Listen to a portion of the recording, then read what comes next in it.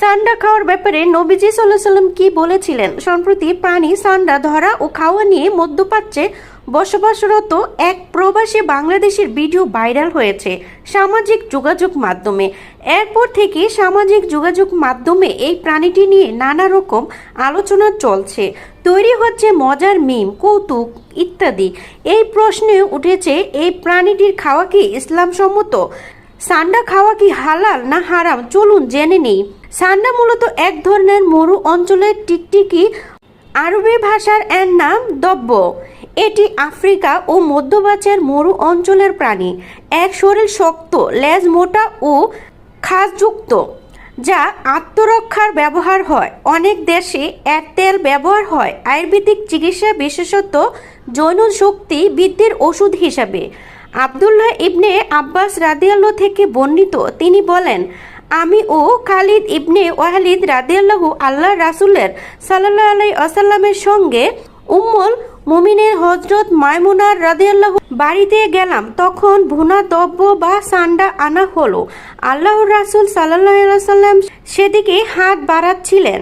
মাইমুনা রাদিয়াল্লাহু বাড়িতে উপস্থিত নারীদের একজন বললেন, আপনারা আল্লাহর রাসূলকে জানান তিনি কি খেতে যাচ্ছেন। তখন তারা বললেন, হে আল্লাহর রাসূল, এটি দব্ব বা সান্ডা। এই কথা শুনে আল্লাহর রাসূল সাল্লাল্লাহু আলাইহি ওয়াসাল্লাম তার হাত তুলে নিলেন। আমি বললাম, হে আল্লাহর রাসূল, এটা কি হারাম?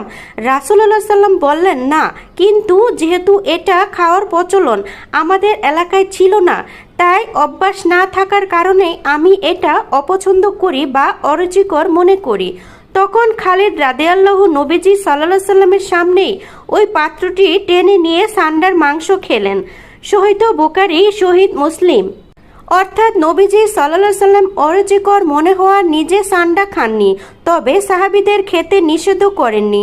সাহাবীরা তার সামনেই এটি খেয়েছেন। ইসলামী আইন বিশারদের অভিমত, ফকিহ বা ইসলামী আইন বিশারদগণ সান্ডা খাওয়ার বিধানের ব্যাপারে মতভেদ করেছেন।